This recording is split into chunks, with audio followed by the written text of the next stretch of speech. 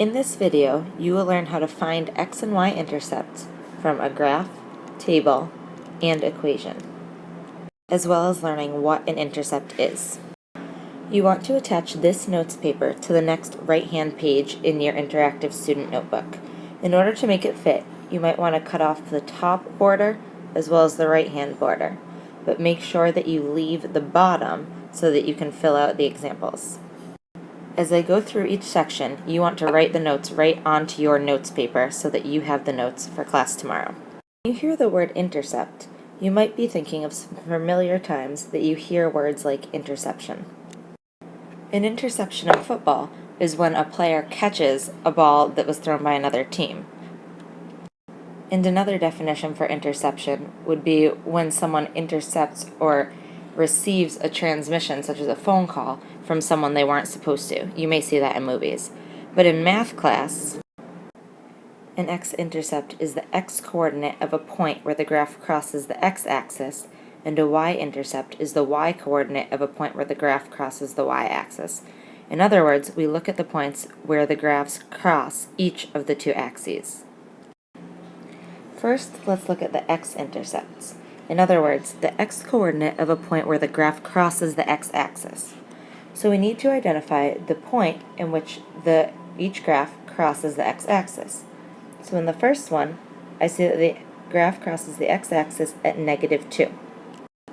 So my x-intercept is -2, and we write it as -2, 0, because I went to the left 2, and I didn't go up or down at all. In the next graph, my x-axis is crossed at +2. So the point at which the graph crosses the x-axis is 2, 0. And in my third graph, the graph crosses the x-axis at the point 6, 0. So my x-intercept is 6, and the point is 6, 0. You may be starting to see a pattern here, and we want to see if a pattern continues. So now let's look at the y-intercepts. The y-intercept is the y-coordinate of the point where the graph crosses the y-axis. Our first equation crosses the y-axis at 4.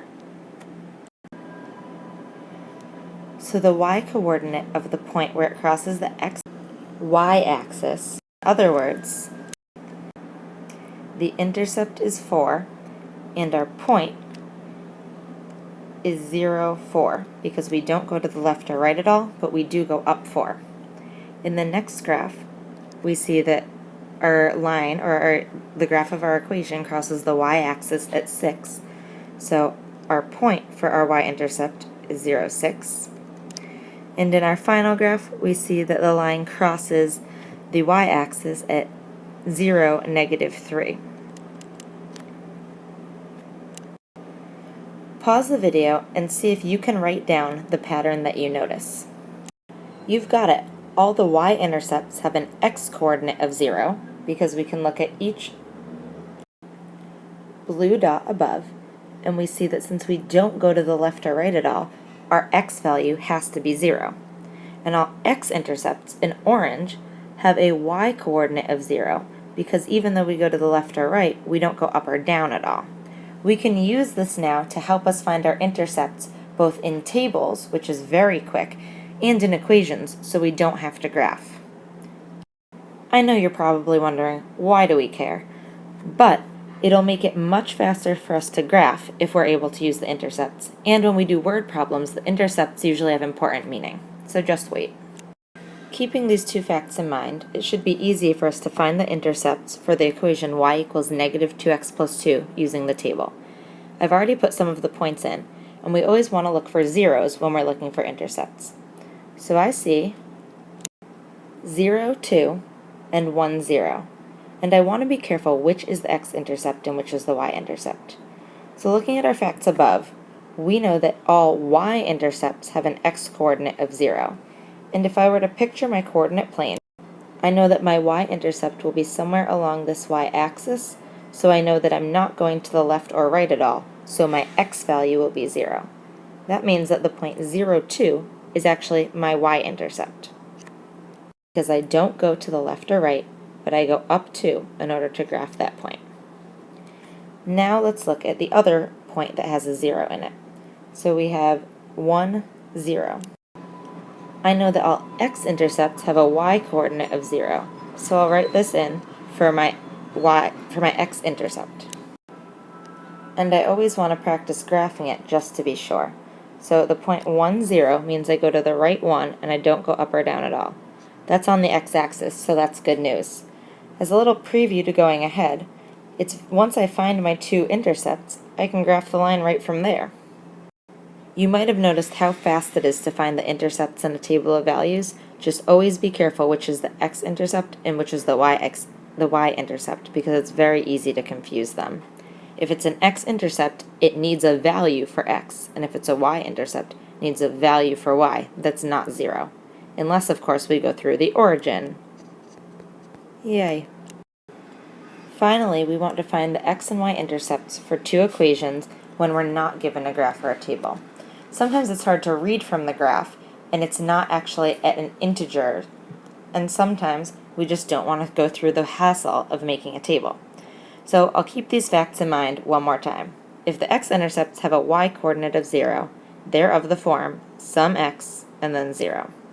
And our y-intercepts are of the form 0 and then some y. So in order to find the x-intercept, I leave x, but I know that my y value is going to be 0. So I rewrote my equation, but instead of y, I put 0, and now I solve for x. And I get 3. So if x equals 3, and I want to write this as a point, then my x-intercept is 3, 0. And you guessed it, if I'm looking for my y-intercept, I substitute 0 in for x. So I have y equals negative 3 times 0 plus 9, which means that y equals 9. It was so much faster for the y-intercept because I had already isolated y. Now if you wanted to, you could isolate x and then substitute in your 0 for y when you're looking for your x-intercept. That would be some extra practice with literal equations, but it's up to you. And we of course want to write this as a point, so our y-intercept is 0, 9. We could plot 3, 0 and 0, 9 and make a very quick sketch of the graph. I call it a sketch because it's usually not very exact, but we do only need 2 points to connect a line. Last one, almost done. To find our x-intercept, we substitute in 0 for y, and to find our y-intercept, we substitute in 0 for x. So let's do that and solve for our intercepts. If you want, you can pause the video and try it on your own. If you'd rather, you can wait and then watch when I do it. So x equals 5 over 3, or 1 2/3. So our x-intercept is 5 over 3, 0. If we were to look at a graph, it would have been very difficult to read the exact x-intercept on the graph, which is why solving the equation is so helpful. To do the y-intercept, we rewrite our equation with 0 for x, and we get y equals 5. So our y-intercept is 0, 5. Now I could graph this, and I know that my 0, 5 for my y-intercept will be pretty easy, but to get exact at 1 2/3 will be difficult. So again, that's why we call this a sketch, and it's not an exact graph, particularly when we have a fractional intercept. You may have noticed a few stray marks. For example, this parentheses, and up here in some places there was a coordinate. Unfortunately, the software is a little bit glitchy, so I hope that you're able to follow anyway. This concludes the video. You now should understand what an intercept is. You should be able to read the x and y intercepts from a graph. You should be able to find the x and y intercepts very quickly from a table. And you should be able to substitute 0 in for x or y to find the intercepts. Keep in mind that since the graph of a line is the collection of every single solution to that equation, we know that intercepts, just like any other points, are solutions to the equation, which is why we get a true statement when we substitute in our x value and y value for our ordered pair. Interception!